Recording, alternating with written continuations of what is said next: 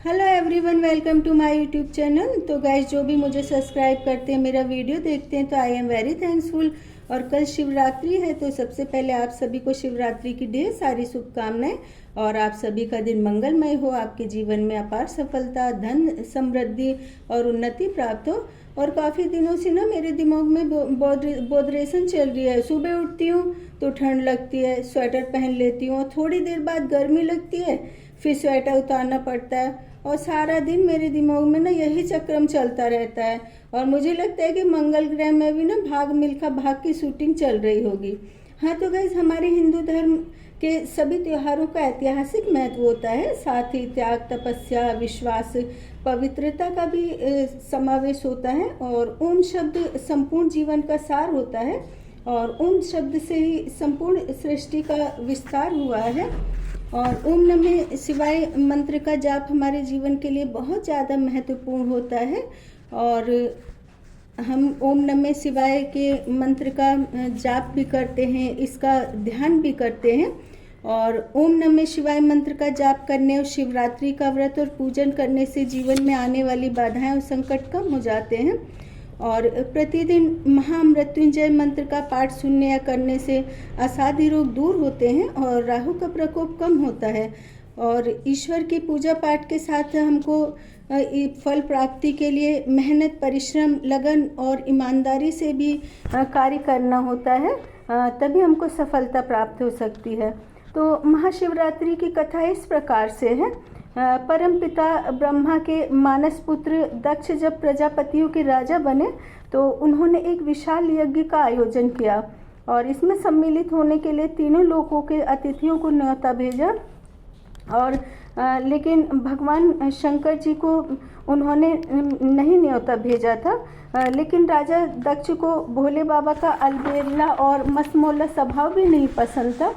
और जब शिव की अर्धांगिनी और दक्ष की पुत्री सती को पता चला कि उनके पिता ने यज्ञ का आयोजन किया है, तो उन्होंने भी यज्ञ में सम्मिलित होने की इच्छा भोलेनाथ जी से जताई। लेकिन भोलेनाथ जी बिना आमंत्रण के यज्ञ में जाने को नहीं तैयार हुए और इसलिए पार्वती जी को अकेले ही यज्ञ में अपने पिता के घर जाना पड़ा। और सती को अकेले ही अपने पिता के घर जाना पड़ा। और वह जैसे ही सभागृह में पहुंची, उन्हें शिव की निंदा सुनाई दी। और सती को देखकर भी उसके पिता नहीं रुके, वह शिव की बुराई करते रहे। और सती ने अपने पिता को समझाने का प्रयास किया, लेकिन राजा दक्ष ने उनकी एक भी बात नहीं सुनी और सती अपना और पति का अपमान सह न सकी और यज्ञ स्थल में बने अग्निकुंड में कूद गई। और सती के अग्निकुंड में कूदने का समाचार लेकर नंदी कैलाश पर्वत पहुँचे और भगवान शिव सती को बचाने के लिए यज्ञ स्थल पर गए।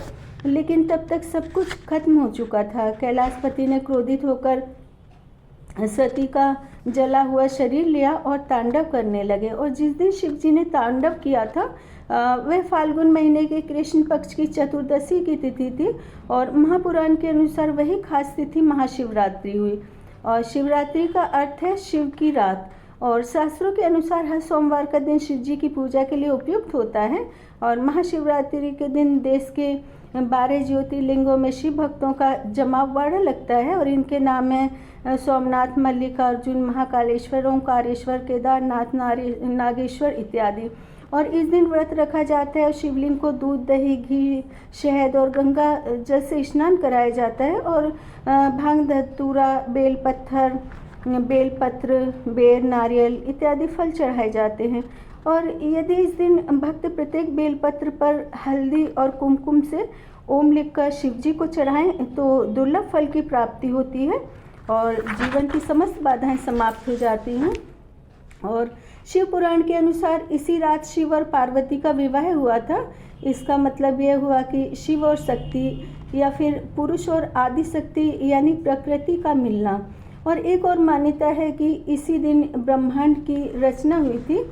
और सती के शौक में भगवान शिव गहन समाधि में चले गए और ध्यानमग्न हो गए और उनके ध्यान को कोई भी नहीं तोड़ पाया। भगवान ब्रह्मा और विष्णु सारे जतन करके हार गए। सृष्टि का संचालन भी बाधित होने लगा।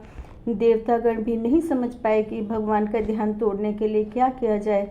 और दूसरी तरफ हिमालय की बेटी के रूप में सती का पुनर्जन्म हो गया और उनका नाम पार्वती रखा। पार्वती ने शिव को पाने के लिए घोर तप किया और पार्वती जी ने शिव का मन जीत लिया। फिर एक समारोह में शिव पार्वती का विवाह हुआ और मान्यता है कि शिवरात्रि का व्रत करने से कन्याओं को योग्य वर की प्राप्ति होती है, लेकिन वर का तात्पर्य कदापि सिर्फ जीवन साथी से नहीं है।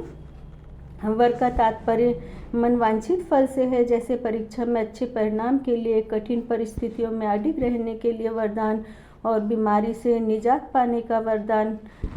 और सृष्टि का आरंभ शून्य से हुआ था और सृष्टि का अंत भी शून्य पर होगा, तो इसलिए अपने बहुमूल्य जीवन को हमें शून्य की तरह ही समझना चाहिए और हमारी हर जीत भी,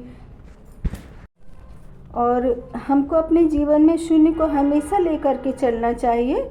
कभी ये नहीं सोचना चाहिए कि हम ज़िंदगी से हार गए, यदि हम कुछ नहीं पा पाए, हमारे जीवन में कुछ भी नहीं बचा है तो हमारा जीवन ख़त्म है। मैंने पहले भी यही कहा था कि जो हमारा जीवन है वो शून्य से ही शुरू होता है और हमारी जीत के यदि बाद में शून्य लगता चला जाए तो हमारी जो सफलता है वो ऊंचाइयों के शिखर तक पहुंच जाती है। तो एक बार और आप सभी भक्तों को मंगल कामनाओं और शुभकामनाओं के साथ शिवरात्रि की हार्दिक शुभकामनाएं।